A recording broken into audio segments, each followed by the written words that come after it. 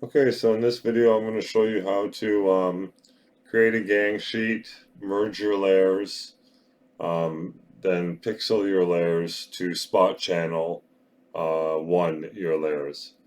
So we're going to start off with File and New. Now if you have a 24-inch DTF printer, you're going to want to go with your width at 23 inches. And if you have a 13-inch, you're going to want to go at 12 inches. So in this one, I'll use 12 inches, I guess, as an example. You can title it, sorry. So put your title in. So we'll do test spot 1. Okay, we're going to do on a 13-inch DTF printer, which we're putting at 12 inches. Our height could be 100, 250, whatever the height is of all of your images that you're putting into your gang sheet. Your resolution is going to want to be at 300 pixels, okay, pixels in inches. Your color mode, CMYK, and make sure you're transparent. And then you can leave these all the same.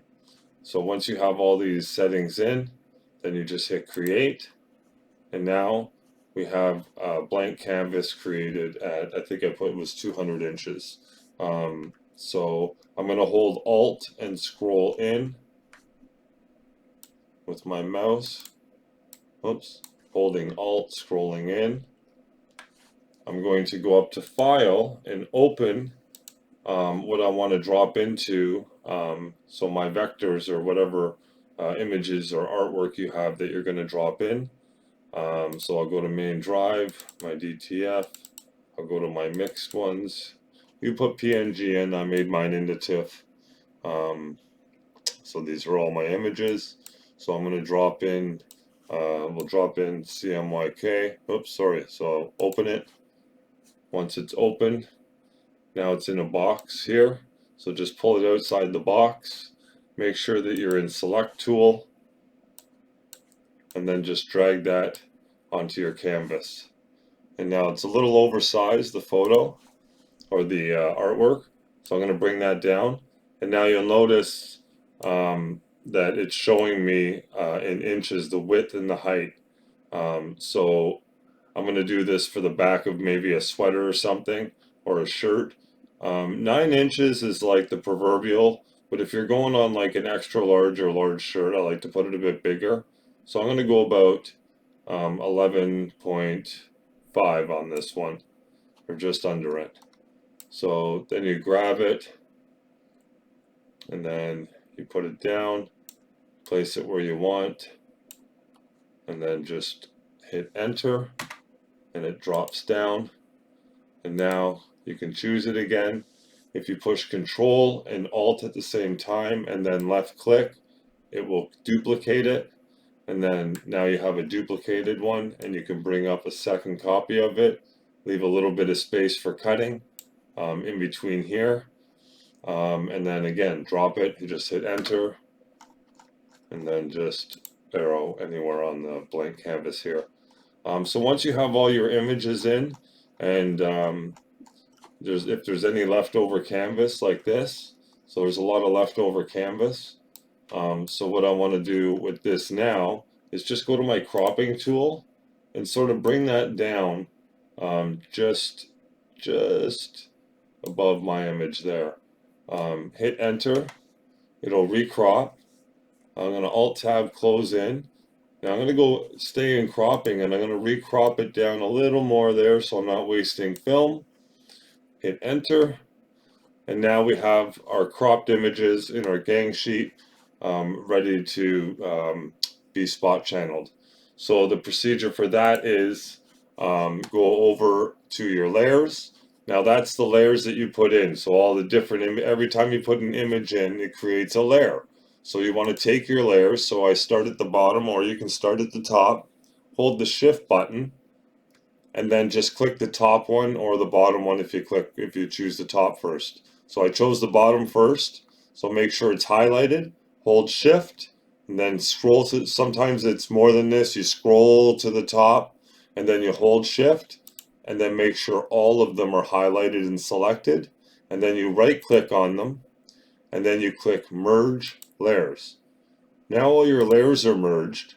Now you click on this and it's highlighted. Now you want to right click on the box, not in here, in this actual box here. You want to right click and then click select pixels. And now it selects all the pixels that you're going to spot channel. And that's where all the white goes in. So you go to your channels and then you go over to new spot channel.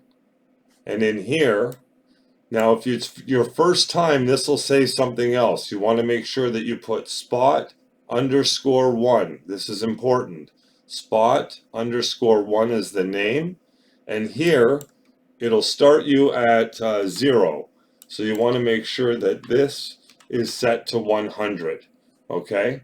So that your white is at 100% put on there, and then in your RIP software you can set the amount afterwards.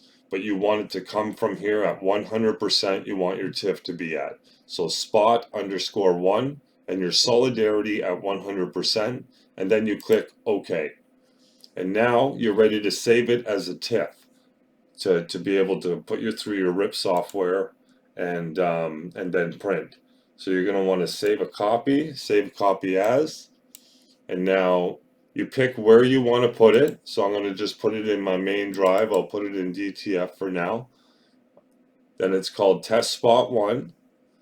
So you can rename it here as well, okay? Because you might have forgot to name it and it says untitled 1. Here's where you can rename it. Make sure that you pick TIFF so that your file's a TIFF. And all this you can keep the same. And then just hit save. And at this point, you can keep all this at default the same and click OK. It tells you that it's a pretty big file with all the layers put together, and it will increase the size, which is okay. So you click OK, and now it's saved. So now I can go to my file where I saved it, main drive, DTF, oops, main drive, DTF Toronto, and there it is there. That's my test spot 1, that's my TIFF file, and that is what I will use. And your next step at this point, of course, is to take this file when you open Flexi, and that's going to be your final steps to changing all the colors and cropping and doing different things in there as well. And then that'll be, so you're going to send that to your RIP software afterwards. So this is the file that you're using with Flexi. So that is your TIFF gang sheet there, and that is how you spot channel, how you merge your layers together, and that's how you do that. So that's everything. So any questions or concerns, just give me a call or message me, and I'll get back to you. And that's it. So thanks for watching, and yeah, that's now you're ready to print your white on top of your image.